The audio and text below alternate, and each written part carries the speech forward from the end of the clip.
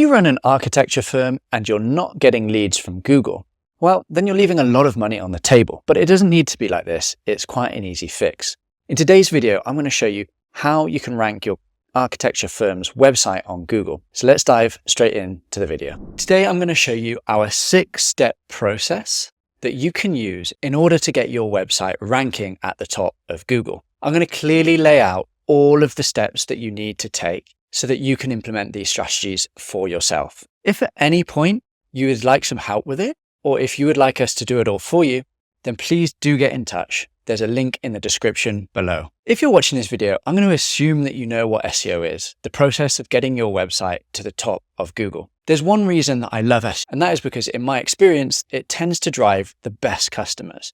If you think about it, the customer that is searching for your service or product is going to be the best type of customer because they're going to stick around longer, they're going to convert better on your website, and because they've already decided that they need your service. So without further ado, let's dive into this 6-step process. Step number 1 of any good SEO strategy is keyword research. This is the process of understanding what do people actually search on Google in order to find your type of business. Doing solid keyword research will help us position our website for the right terms. After all, there's no point in building a website and having a strategy around a keyword that nobody searches. I mean, what is the point? The easiest way to do keyword research is using a tool called Ahrefs. They have lots of data around what people are searching in Google. The way to go about it that I recommend is go to the Keywords Explorer, type in the term for your industry, and then click search. Then, once that's loaded, head over to matching terms. This will then give you a really large list of all of the keywords that contain your service or product. Go down here and select all of the keywords that match your service. Eventually, you'll have a big list of lots of keywords that are very relevant to you. So you want to put those in a spreadsheet, with one column being the keyword and another column being the search volume. And that will give you a good idea of all the different keyword options that you have that you can optimize your website. Now, save that and we'll come back to that a bit later in one of the other sections of the video. Step number 2 is competitor research. Wouldn't you love to know all of the numbers behind your competitors? Well, with SEO, you can actually do that. You see, there are certain tools that we can use, such as Ahrefs, that show us all of the SEO metrics that our competitors have, such as how much traffic they're getting, their backlinks, all of their strategy. So we can really use that to our advantage and it will help inform our own strategy. The way that we can do our competitor research is we can go back to Ahrefs or another similar tool and we can type in the URL of our competitor. I'm just going to pick a random business here just to demonstrate. So we go to Site Explorer, we type in the URL, and then that will give us all of the metrics of this business. So here we are, we can see all of the different metrics. Now, a lot of this might be confusing for you, but I'm going to run through it one by one. So first of all, we can look at the traffic that we're getting. So this business is getting about 30,000 organic visitors per month to their website. So if this was a top competitor of yours in the niche and, maybe they're number 1 for a lot of the terms that you're going after, then you'll know the type of opportunity that you have by implementing SEO. You can even work backwards to try and work out, okay, how much revenue are they getting from this SEO? So if they've got 30,000 traffic, you could assume a conversion rate, depending on the type of business, maybe somewhere between 2 to 15%. And then you can work backwards on how many of those leads convert and the average order value based on everything that you know from your business and your website. Now, what we want to look at next is we want to go to the organic keywords. Here we can see all of the keywords that they are ranking for, and we can use that to our advantage. So we can add any keywords that we've missed in step 1, our keyword research, and add those additional keywords into that document. Once we've done that, I'd recommend going to top pages. And for now, what I'd like you to do is just note down how many pages they have and also take a quick look at all the different types of pages that they have. Do they have service landing pages? Do they have blog pages? And just get a rough idea of what exactly they have on their website. This will give us an idea of how many pages that we might need to create on our site as well. And note this down, you'll understand how many backlinks that you'll need to be building. So for example, this business, they have about 453 backlinks. Now, I know that seems like a lot, but not all of those backlinks will actually be good. And in the backlink section of this video, I'll go into exactly how we can audit that and understand how many backlinks we need to build to our website. But for now, we just want to understand how many referring domains do they have going to their website. Finally, the last thing that you want to do if you're running a local business is type in your main keyword and then go down and look at this section. This is what we call the map pack or the local search results.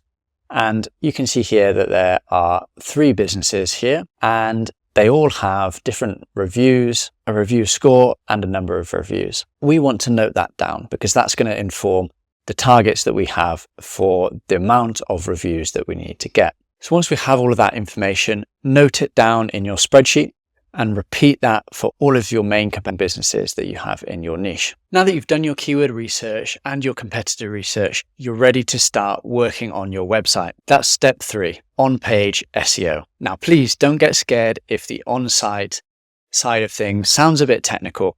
I'm going to break it down and make it as easy as possible for you. Alternatively, if you're already working with a web development agency or freelancer, you can use what I'm saying and give the instructions over to them. We want to go back and visit our keyword research. Now, for our key services or areas or products, we will want to create dedicated landing pages for these keywords. Now, what a dedicated landing page looks like is usually something fairly similar to your homepage, but all of the content and the keywords on that page are really focused around that core keyword to do with your service. So what do you want to do? Well, the best practices are that you should put your main keyword on these pages, and they should go in these locations.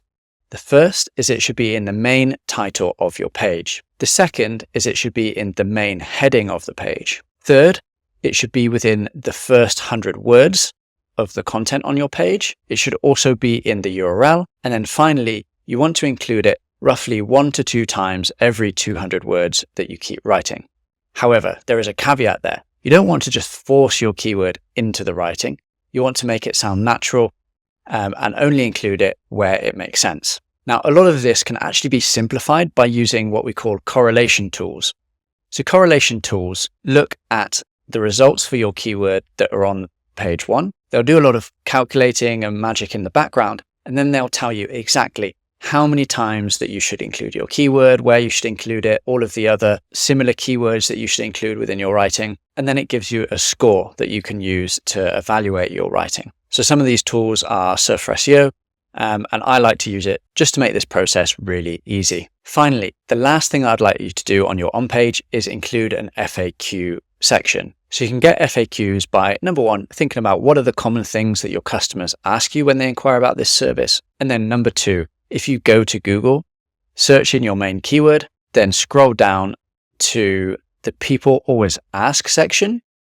So you'll often see that there are extra questions that Google puts within the search results. Include those questions and the answers to those on your page. Now, we want to repeat this and create dedicated landing pages for all of the main services, areas, and products that we provide. And once that's done, we can move on to the next step. Step number 4 is essential if you want to get found as a local business. We're going to talk all about how to get found in the local map pack here. The first thing you want to do is sign up for your Google My Business profile. Very simple, just follow the online instructions and make sure that your profile is completely filled out.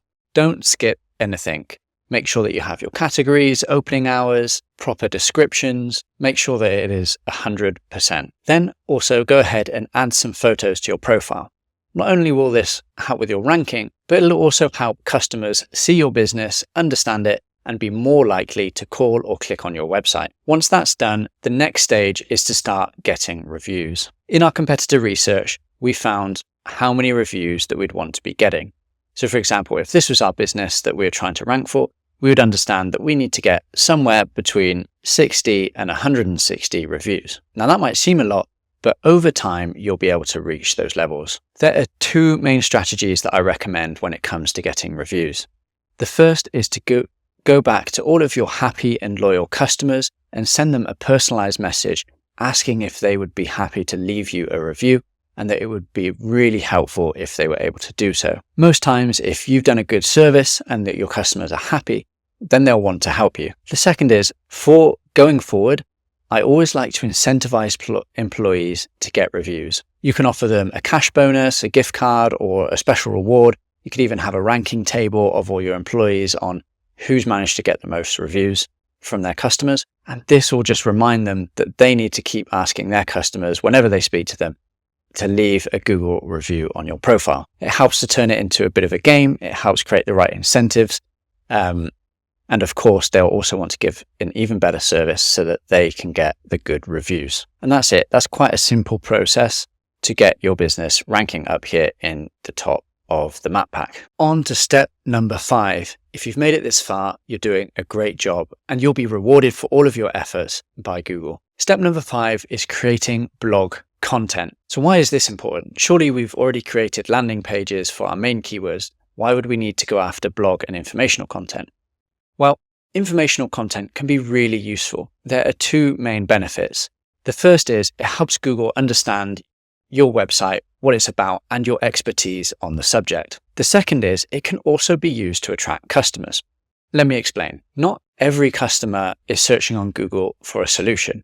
Often they're trying to find out more information about problems that they're having. From a marketing perspective, we say that they are higher up the buying funnel. So if we're able to get potential customers on our website before they realize they need the solution that we provide, we can either capture their details during that point, help them understand that they might need our solution, or if we're getting really clever, eventually we can start using things like meta ads to retarget them on Facebook and using our meta pixel. So how many articles should we be writing? What should we write about? Well, the first thing is we want to understand how many articles our competitors have written. So go back to your competitor research notes from step 2, look at how many pages they have and how many of those pages are informational blog articles. We'll want to write about the same amount, but let's try and go a little bit further and write even more, maybe say 10 to 20% more. In terms of what we should write about, well, we can write about exactly what our competitors have been writing about, but you can also revisit step 1 to understand what informational keywords there were in your niche. When you're doing this, remember, if you can, use a correlational tool like Surfer SEO, and if not, then just remember the best practices of a keyword in the title of your page, a keyword in the main heading, in the first 100 words, in the URL, and 1 to 2 times for every 200 words that you write. Now, it can seem very overwhelming if you have to write lots and lots of blog articles. What I'd recommend is breaking this down into a monthly target. So instead of having to write, say, 20 articles in month 1, what you can do is split that over 6 months and maybe write 3 to 4 articles per month. That'll help it be a lot more manageable. But if we do have the option, I always prefer to batch create all the content up front. That's because the sooner we get that on the website, the sooner that Google is going to discover those articles and going to start sending us traffic. Another option might be to work with a freelance writer or a content creation agency. Now, we've done a lot of foundational work here, but step number 6 is what is really going to drive the increase in rankings for our website. These are backlinks, and you can think about them as the fuel to our fire. Backlinks are links coming from other websites to our website, and there are many different types, and I'm going to explain exactly how many you need to build, what type, and how to do it. Now, there are many types of backlink, but I've tried to simplify it with something that I came up with called the link building pyramid. So you can see here my post on LinkedIn. If you look at the bottom, that is our starting point. That is something called foundational links. These are the type of links that any normal business should expect to have. They are links from our social profiles. So you want to go ahead and set up all of the different social profiles, Facebook, Instagram, LinkedIn, also some of the less known ones, maybe Reddit, Pinterest, and make sure that all the profiles have a link back to your website. The next is directories. So even if you don't have a physical location, it's worth getting directory listings because this, again, is just another foundational link. They're very cheap, easy, and quick to build, so it's just worth doing. Once we've got those out the way, it starts to get a bit more fun. We go on to the next tier, which is relevancy. Here we build relevancy by getting posts on other people's websites that include a link back to ours. These are called guest posts. And in most cases, we'll have to pay the website owner to post that on their website with a link back to us. You can expect to pay anywhere between $100 and $400 per post on the quality of the link and the website that it's linking from. The good thing about this is that we can usually control the topic that we have. So we'll want to make sure that the topic of the post is really, really relevant to what we're providing as a business. The second strategy that we can use here is something called link insertions. This is where we go to an existing post on somebody's website and we try and get a link within that post. Again, we usually have to pay for them to insert that link. Finally, in the top tier, this is what I call the authority tier. And this is where things truly do get really exciting. These types of links are the best links from major media websites, and we achieve this by doing PR activities. These are digital PR and journalist requests. Journalist requests are when a journalist posts something, say for example on X, where they're looking for a source or some sort of insight to add to one of their stories. If we respond to those and we add valuable insights that they can use, then they will quote us in the story, and oftentimes they'll include a link back to our website. This is a really great way to build some top quality links. But the thing about journalist requests are there are only a certain amount of them available. So if we're really looking to grow our link profile and scale up our link building efforts, then digital PR is really the strategy that we want to be following. Digital PR is where we're sending out interesting insights, data, or advice to journalists that they can use as the basis of an article. Now, the reason that this works is because journalists have very high targets in terms of what they need to write. Maybe they've got to write like 8 articles per day. So if we can send them something that is interesting and useful that they can turn into an article, well, they're going to be grateful for that. And as a return, they'll credit us as the source and include a link at the same time. And that is how we get featured on major media websites such as Forbes, USA Today, and the New York Post. Now, this is our bread and butter as a company. We do link building, and specifically we do digital PR link building. So I just want to show you an example of a campaign that brings this strategy to life. So there was a client with us, they ordered 10 links. We delivered 24 because their campaign went, and they got links from some of the UK's media websites, The Mirror, which is DR90, The Sun, another DR90, Express, Wales Online, Daily Star, Daily Record. So these are all really massive links that they were getting here. So what did we do to do that? Well, they were a plumbing retailer, and we came up with a campaign that used their spokesperson and gave advice on how to avoid mold within your bathroom. So we came up with this because we'd researched all the types of topics that journalists write about, and we noticed that the year prior, this was a talked about topic. So we were able to put our own spin on it, add in a really relevant expert, and send it out to journalists, and they loved it. Now, the number one question I get from customers is, how many links do I need to build? Well, what we can do is go back to our competitor research and we can look at how many links our top competitors have. We'll want to use that as a benchmark for us to achieve and then beat. So if we go back to the example website we looked at earlier, we can see they have 40 links, which might seem like a lot of links, but it's actually quite achievable. Once we break it down, we can see what types of links they have. I would go ahead and estimate that there are a lot of links in here that are just not that relevant. You can see that there are all sorts of random websites that have just scraped the web and they've just got a link back from this very spammy website. So we can usually imagine that anywhere between 25 and 30% of those links are not so great. So let's say that they've got 300 links that we need to get. Well, a lot of those will be foundational links, such as social media profiles and links from directories. So say that makes up another 100, then the rest will likely be, then we can eliminate anything that's under DR30, because really those types of websites, they don't drive a lot of power. So you can see that brings that down to 170 links. So again, if we take out all the spammy ones from that, maybe there's about 100 links that we might need to build for this website. We can go ahead and do an analysis to see, okay, what sort of DR ranges do they have? How many links do we need to build with each DR range? And then work back from there, how many guest posts and link insertions we might need to get, and how many links from the press we might need to get. So if that does seem a bit confusing, any potential client that we take on, we do a free audit. So just get in touch with our team and we are more than happy to do an audit, come up with a link building plan for free, no obligation. You don't have to use us. You understand the types of links that you need to build, how many you need to build, and if you were to follow a link building plan with us, how much that would actually cost. So there you have it, all 6 steps of the SEO process. It's worth noting that SEO can be a long-term process.